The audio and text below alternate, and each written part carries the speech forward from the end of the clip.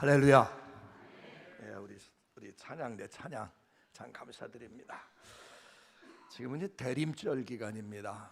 그래서 이제 대림절에 대한 말씀을 좀 전해야 되는데, 오늘은 특별히 이제 담임 목사 청빙을 위한 또 사무총회가 있고, 또 이제껏 모든 과정 속에 하나님의 함께하신 은혜가 있고, 또 앞으로 또 우리 신흥교회를 통해서 하실 일이 있기 때문에 소망을 가지면서 말씀의 제목을 사도행전 9장의 말씀을 좀 같이 살펴보면서 은혜를 나누려고 합니다. 이 사도행전 9장은 참 중요한 말씀이에요. 그래서 저희 교회도 이 사도행전 9장 31절을 평생표로 삼았습니다. 그러니까 말씀을 다시 한번 보시면은, 그리하여 온 유대와 갈릴리와 사마리아 교회가 평안하여 든든히 서가고 주를 경외함과 성령의 위로로 진행하여 수가 더 많아지느니라. 참 말씀을 생각할 때마다 너무나 감사해요. 그래서 말씀의 제목처럼 우리 신흥교회가 이제는 든든히 서가고 날마다 더해가는 그런 교회가 되기를 주의 이름으로 축원합니다. 자, 여기까지 인도하신 분은 하나님이세요. 또 앞으로 인도하실 분도 하나님이십니다. 그래서 하나님은 그때마다 필요한 말씀을 주시고 필요한 방법을 통해서 당신의 교회를, 또 당신의 자녀들을 인도해 가십니다. 초대교회 사도행전 2장에 오순절 성령 강림 사건을 통해서 폭발적인 성장이 일어나게 됩니다. 그래서 3,000명, 5,000명, 10,000명 기하급수적으로 교회가, 성도들이 늘어나고 교회가 부흥되어지게 됩니다. 그러니까 교회가 막 부흥되고 성장하고 확장되는데, 이제 사도행전 7장에 보면 그 과정 속에서 교회에 환란이 찾아오게 됩니다. 그 우리가 잘 아는 바와 같이 스데반 집사 사건이에요. 스데반 집사가 복음을 증거하는 과정 속에서 스데반 집사가 박해를 당하게 되고, 결국 성난 군중들에 의해서 그 스데반 집사가 순교하게 됩니다. 자, 하나님이 막아주시면 돼요. 그렇게 교회가 막 성장하고 부흥되는 과정 속에 있는데 하나님이 막아주시면 되는데, 하나님이 막아주시지 않아요. 스데반 집사는 순교를 당합니다. 그리고 순교 당한 거기에 그친 것이 아니라 사도행전 8장부터 보면은 예루살렘에 대대적인 박해가 일어납니다. 그래서 예루살렘에는 사도 이외에는 모든 성도들이 흩어질 수밖에 없는 그런 상황에 빠져지게 돼요. 그러면 우리는 이 상황 속에서 질문을 던지는, 왜 하나님께서 스데반 집사 순교 사건을 막아주셔야 되고, 왜 하나님께서 박해 가운데 하나님께서 지켜주셔야 되는데 왜 하나님이 막아주시지도 않고 지켜주시지도 않는가? 이 물음을 던져야 됩니다. 이 물음을 던지면서 그 물음에 대한 해답을 통해서 오늘 말씀이 이해가 되는 것이죠. 그 물음에 대한 해답이 나와야 됩니다. 자, 우리가 사도행전 1장 8절에 보면 하나님께서 말씀하신 내용이 있어요. 오직 성령이 너에게 임하시면 너희가 권능을 받고 예루살렘과 온 유대와 사마리아와 땅끝까지 이르러 내 증인이 되리라. 성령이 임하면 예루살렘과 온 유대와 사마리아와 땅끝까지 이르러 내 증인이 되리라 분명히 말씀했습니다. 자, 그 말씀 그대로 오순절날 성령이 강림했어요. 성령 충만 받았습니다. 그들이 나가서 복음을 증거합니다. 예루살렘에 가서 복음을 증거해요. 자, 그런데 예루살렘에서 복음을 증거하면서 그들은 유다와 사마리아와 땅끝까지 이르러 복음을 증거해야 되는데 예루살렘 안에만 머물러 있어요. 조금 움직이면 유다 지역에 가서 복음을 증거합니다. 사마리아 지역 땅끝까지는 그들은 가서 복음을 증거하지 않아요. 다른 말로 말씀드리면 하나님의 말씀에 순종하지 않았다는 얘기입니다. 하나님은 분명히 성령 받아서 땅끝까지 가서 복음을 증거하라고 했는데 그들은 땅끝으로 흩어지는 것이 아니라 여기가 좋다는 거예요. 우리 유대인들만, 우리 예루살렘만, 그곳에만 복음의 열정, 복음의 능력으로 차고 넘쳤지 다른 지역으로 가서 흩어져서 복음을 증거하지 않았다는 얘기입니다. 이방인들이 구원받는 걸 그들은 기뻐하지 않아요. 하나님은 분명히 땅끝까지 가서 복음을 증거하라고 했는데 그들은 하나님의 말씀에 불순종하며 그 자리에 머물러 있는 겁니다. 그때 박해가 터지기 시작해요. 스데반 집사가 순교를 당하고 예루살렘에 대대적인 박해가 찾아오게 됩니다.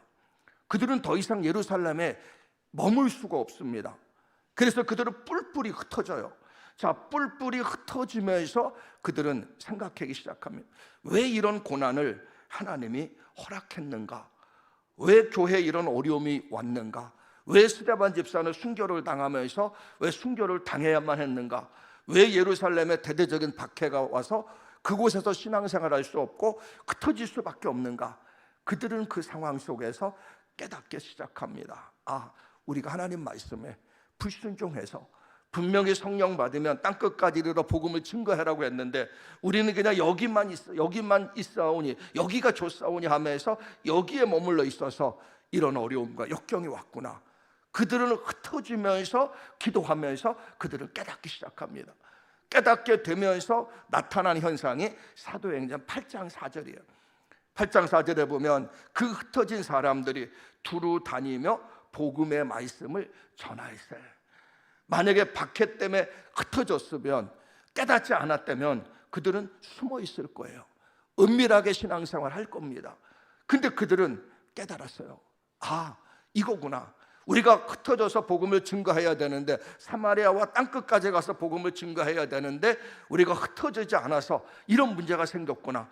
그래서 흩어진 사람들이 나가면서 복음을 증거하기 시작하게 됩니다. 그래서 복음이 유다 지역을 넘어서 사마리아로 그리고 땅끝까지 복음이 증거되는 그런 과정이 전개되기 시작해요. 이게 바로 7장과 8장의 사건입니다. 그리고 9장에 또 하나의 놀라운 사건이 있습니다. 그렇게 예수 믿는 사람들을 핍박하고 박해했던 사울이 다메섹 도상에서 하나님의 강권적인 역사로 사울이 변화가 받게 돼요. 그리고 하나님의 복음을 증거하는 사도로 하나님께서 사울을 세워주십니다. 그러니까 사도행전 8장에 7장의 스데반 집사 순교 사건, 사도행전 9장의 사울의 회심 사건, 이 두 가지 사건은 초대교회가 영적으로 새로워지는데 놀라운 전환점이 됩니다. 그 전환점 하에서 오늘 여기 본문 말씀 그리하여 하는 이 단어가 그때 그것이 성립이 되는 겁니다. 그리하여 온 유대와 사마리아 갈릴리와 사마리아의 교회가 평안하여 든든히 서가고 주를 경외함과 성령의 위로로 진행하여 수가 더 많아지니라. 일반적으로 고난이란 개념은 하나님께서 나를 정화시키는 기회가 되고, 두 번째는 고난이란 개념은 하나님 앞에 불순종한 우리에게 순종의 자리로 올라가도록 만드는 역할을 합니다. 그러니까 초대교회도 바로 그래요. 사도행전 5장의 아나니와 삽비라 사건을 통해서 초대교회를 하나님을 정화시켰고, 사도행전 8장의 스데반 집사 사건을 통해서 그들이 흩어지면서 하나님 말씀에 불순종했던 그들이 흩어지면서 복음을 전함으로 순종의 사람으로 바꿈으로 순종의 사람으로 바뀌어지게 됩니다. 하나님은 때로는 우리의 삶 속에 고난을 줄 수도 있고 때로는 교회에 어려움을 줄 수도 있습니다. 그런데 그 고난이 우리를 정화시키는 기회가 되고 우리가 하나님의 교회의 본질로 들어가서 하나님의 말씀에 순종해서 복음 증거의 기회로 만들어가는 계기가 된다는 겁니다. 그런 측면에서 우리 신흥교회가 이제껏 어려움 과정 속에 여기까지 왔는데 이것은 하나님께서 더 놀라운 일, 더 위대한 일을 하기 위한 하나님의 하나의 계기가 될 수 있다는 얘기예요. 어떤 사건이 일어났을 때 그 사건보다 더 중요한 것이 사건에 대한 해석입니다. 그 해석을 잘할 때 교회는 더 든든히 서갈 수가 있는 거예요. 오늘 본문의 초대교회에서도 스데반 집사의 박해가 딱 터지고 예루살렘에서 신앙생활을 할 수 없을 때, 다 흩어졌을 때 그들은 해석을 잘했어요. 아, 이 고난이 온 이유가 있구나. 이 고난을 통해서 하나님이 말씀하신 이유가 있구나.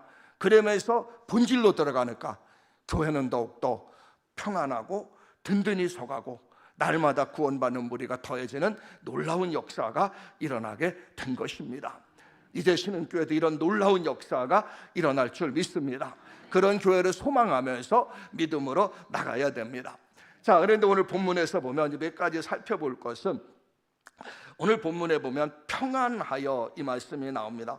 예루살렘에 있는 교회가 평안하여, 이 평안하여 이 참 중요한 말인데, 이 평안하다는 것은 오늘날 교회의 첫 번째 특징은 뭐냐? 평안해야 됩니다. 교회는 평안해야 돼요. 평안의 주인은 예수님입니다. 예수님이 평안의 주인이에요. 누가 평안을 줄 수 있느냐? 주님이 평안을 주시는 겁니다. 요한복음 14장에 분명히 말씀하고 있죠. 14장 27절에 보면 내가 너희에게 평안을 주노니 이 평안은 세상이 주는 평안과 같지 아니하노라. 주님은 분명히 말씀합니다. 부활하신 이후에 요한복음 20장 20절에 보면 예수님의 부활을 믿지 못하고 두려움 가운데 숨어있던 제자들을 향해서 우리 주님이 이야기합니다. 너희에게 평강이 있을지어다. 다른 얘기야. 너희에게 평강이 있을지어다. 이 시대에 가장 시급한 메시지, 긴급한 메시지가 평안이요, 평강이란 얘기입니다. 사람들이 다 평안을 잃어버렸어요. 평안을 잃어버리면서 삶을 살아갑니다. 물질은 많아졌고 삶은 풍요로워졌지만 마음의 평안은 잃어버렸어요. 근데 그 평안의 주인이 뭐냐? 바로 예수님이고, 이 교회가 평안해지기 위해선 바로 이 교회가 주님이 주인 되는 교회가 되어야 된다는 겁니다. 그래서 주님이 이 교회를 다스리고 주님이 이 교회의 주인이 될 때 이 교회는 평안이 찾아오게 되는 거예요. 지금 오늘 본문에서 유다와 사마리아 교회가 평안한 이유가 바로 그겁니다. 예수가 그 교회의 주인이 됐어요. 예수가 그 교회의 주인이 됐고 주님이 다스리니까는 그 교회가 평안해지는 겁니다.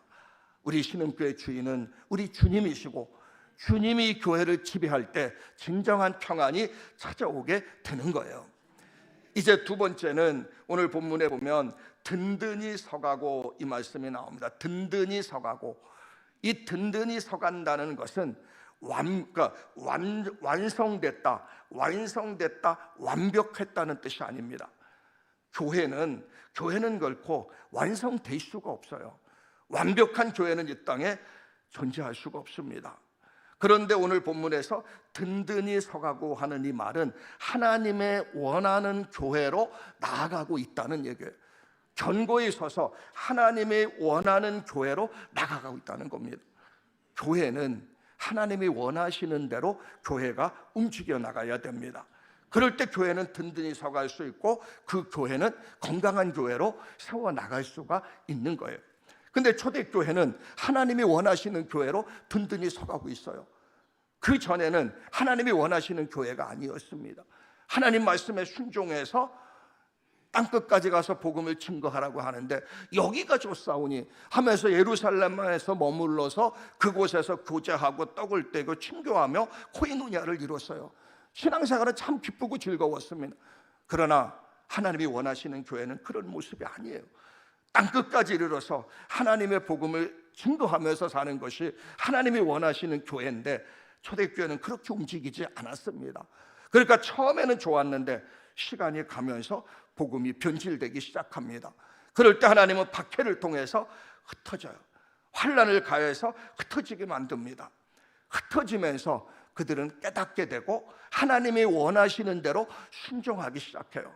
순종하기 시작하니까 순종하는 교회는 주님의 은혜가 함께하고 평안해질 수밖에 없고, 순종하는 교회 속에는 바로 든든히 서가는 이런 놀라운 역사가 일어나게 되는 겁니다. 그러므로 이 신흥교회가 하나님 은혜 가운데 든든히 서가기 위해선 하나님 말씀에 순종하고 하나님이 원하시는 대로 나가야 되는 것이죠. 에베소서 2장 21절 22절에 보면 그 안에 건물마다 서로 연결하여 주 안에서 성전이 되어가고 너희도 성령 안에서 하나님의 거하실 처소가 되기 위해서 예수 안에서 함께 지어져 가느니라. 그러니까 하나님의 교회 성도들이나 또 하나님의 교회는 점점 만들어져 가는 겁니다. 그러니까 교인들도 그리스도의 형상을 닮아가기까지 조금씩 변화되면서 성장하면서 바뀌어지는 거예요. 가끔가다 목회하다 보면 예수 믿는 사람이 왜 저래? 이런 소리 하는 사람이 있어요. 전 그때 반드시 그런 얘기 합니다. 그래도 저 사람 예수 믿기 전에는 조금 나아졌어. 그래도 저 사람 예수 믿기 전에는 조금 나아졌어. 교회 나왔다고 완벽한 사람을 바라지 마. 왜냐하면 예수를 안 믿었다면 더 엉망이었어. 근데 그 사람이 예수를 믿고 나서 그래도 저만큼 나아졌어. 점점 변화되는 과정이야. 이렇게 얘기하면 당연한 것이죠. 교회도 마찬가지입니다. 교회도 허물 많은 사람들, 연약한 죄인들이 모여서 신앙생활을 합니다. 그렇기 때문에 교회도 항상 삐그덕거릴 수 있고 문제 생길 수도 있어요. 그러니까 완벽한 교회는 없습니다. 그렇지만은 교회가 그런 가운데서 성령의 역사를 통해서 하나님 말씀의 순종을 통해서 교회가 점점 건강하고 좋은 교회로 만들어 가는 겁니다. 그러니까 완벽한 교회를 바라면 신앙생활 못합니다. 완벽한 교회가 아니라 점점 만들어가는, 점점 건강한 교회로 나아가는 그런 교회가 돼야 된다는 것이죠. 제가 여기 신흥교회 처음 와서 첫 설교가 그거였습니다.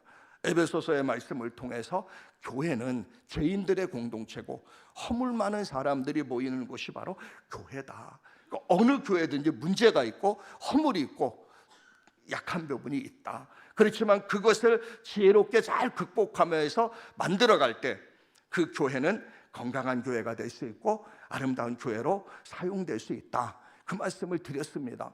오늘 말씀이 그겁니다. 교회는 정말 든든히 서가야 되는 것이죠.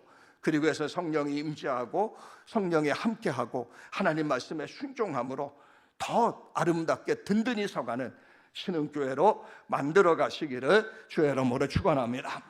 자, 또 한 가지 중요한 것은 31절 말씀에 보면 교회는 평안하고 이제 든든히 서가고 하면서 또 뒤에 보시면은 주를 경외함과 성령의 위로로 진행하여, 여기서 중요한 단어가 진행한다는 얘기입니다. 이 진행한다는 것은 어떤 목표를 향해 움직인다, 걸어간다, 나간다, 그런 뜻이 됩니다. 어떤 목표를 향해서 교회가 존재하는 목적이 뭐냐? 하나님이 나를 구원해 주신 목적이 뭐냐? 우리는 그것을 분명히 알아야 됩니다. 하나님이 이 땅에 교회를 세우신 이유가 뭡니까? 그 교회를 통해서 온 열방을 구원하시기 위해서 하나님이 이 땅에 교회를 세우신 겁니다. 하나님께서 저와 여러분들을 먼저 구원해 주신 이유가 뭡니까? 나를 통해서 아직 믿지 않는 영혼들을 구원해 주시고자 하는 목적이 있다는 겁니다. 하나님이 나에게 왜 건강을 주셨고, 하나님이 나에게 왜 물질을 주셨고, 하나님이 나에게 왜 재능을 주셨어요? 주를 위해 일하라는 겁니다. 무슨 일을 합니까? 하나님 나라 확장시키는데 일하라고 하는 거예요. 우리는 그 사명들을 감당해야 된다는 겁니다. 교회가 평안하고 든든히 서가며 진행한다는 것은 계속 목표를 향해 걸어가는 것이에요. 이제 우리 신흥교회가 하나님이 이 교회를 통해서 하시고자 하는 그 목표가 바로 이 땅에 하나님 나라를 확장시키고 세계 열방을 구원하는 그런 사명을 감당하는 것인데, 그 목표를 향해서 꾸준히 전진해 나가기를 주의 이름으로 축원합니다. 그래서 그 목표를 향해 전진해 나가면, 교회가 방향이 있고 목적이 서 있으면 결코 교회는 갈등하지 않아요. 요즘 어느 교회든지 식당 때문에 시끄럽습니다. 그러니까 저에게도 식당 때문에 시끄러워요. 왜 반찬이 이 모양이냐고. 왜 반찬이 맨날 그 얘기해요. 그래서 제가 지난번 사무총회 때 그랬습니다. 우리는 교회 관리 집사님이 이제 식당을 하고 필요한 사람들이 도와줘요. 그러면 식당이 잘 되기 위해서는 세 가지가 있어야 된다. 일단 관리 집사님이 식당을 하지만 돕는 사람이 확실히 있어야 되고, 재정이 충분히 확보돼야 되고, 한 달 메뉴가 쫙 짜져야 된다. 이것이 안 되면은 아무리 전문가가 와도 이건 될 수가 없다. 그래서 이제 사무총회 때 그 얘기하면서 제가 한 얘기가 있어요. 아니, 그 식당에 밥맛이 없다는 얘기를 기관에서 얘기해요. 기관 모임 때. 이 교회는 없을 줄 믿습니다. 있으면 회개하세요. 기관에서 얘기하는 거예요. 그래서 남전도에서 식당 밥맛이 없어갖고 교회에서 밥 먹기 싫고 나가서 사 먹고 싶다고 왜 식당이를, 그 기관에서. 그래서 이제 공식적으로 해서 기관이 존재하는 목적이 뭐냐? 기관이 존재하는 목적이 뭐냐? 부산의 세계롭게 손원부 목사님이 이제 그 교회를 딱 부임을 했어요.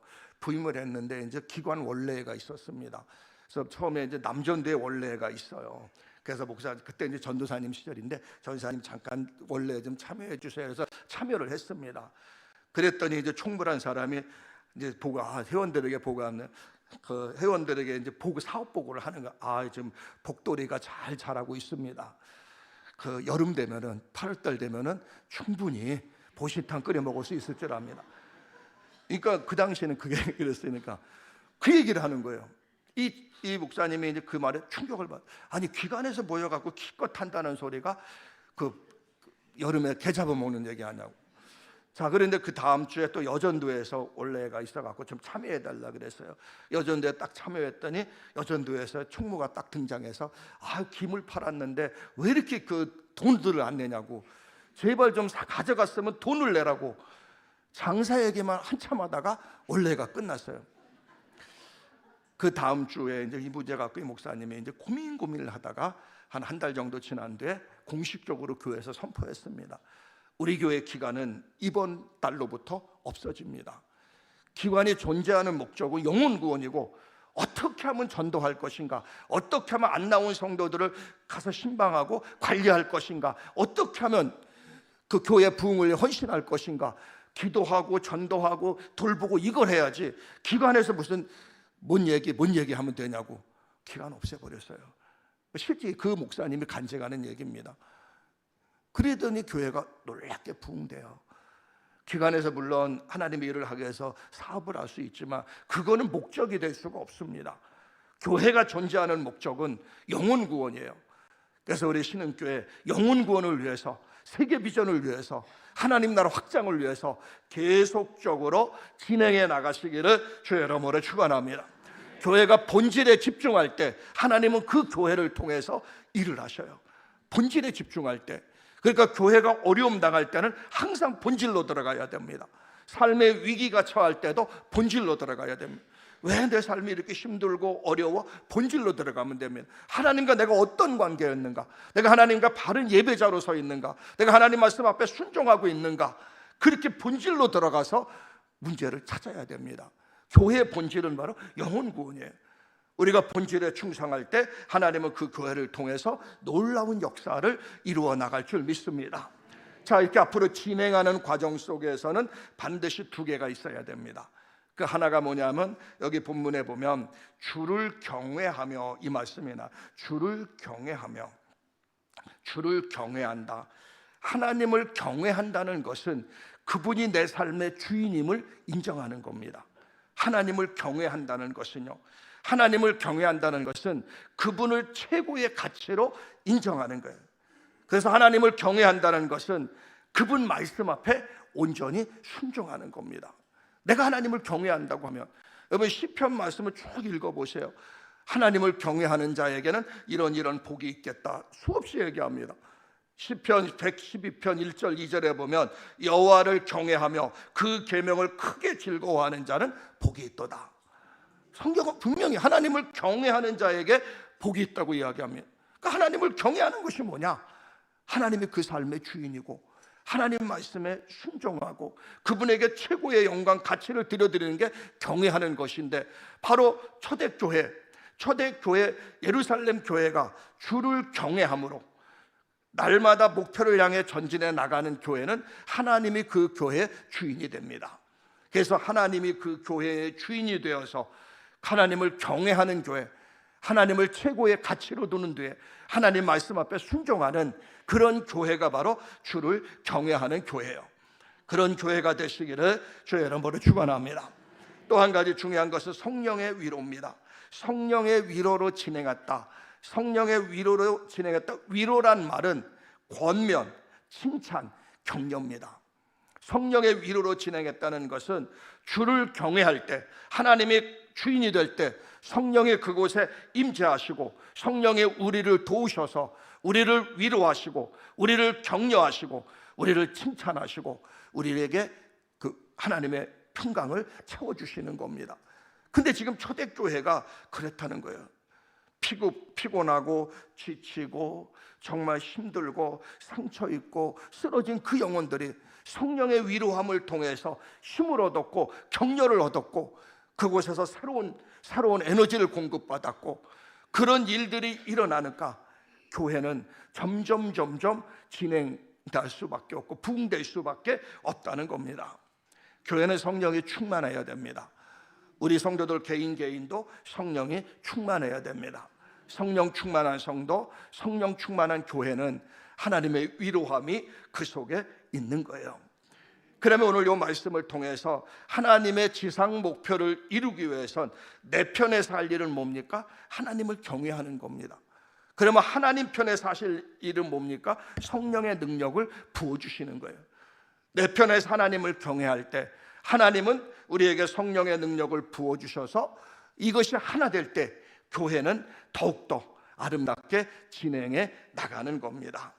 이렇게 진행해 나갈 때 오늘 여기 본문 말씀 31절 다시 한번 보시면은 수가 더 많아지니라. 주를 경외함과 성령의 위로로 진행하여 수가 더 많아지리라.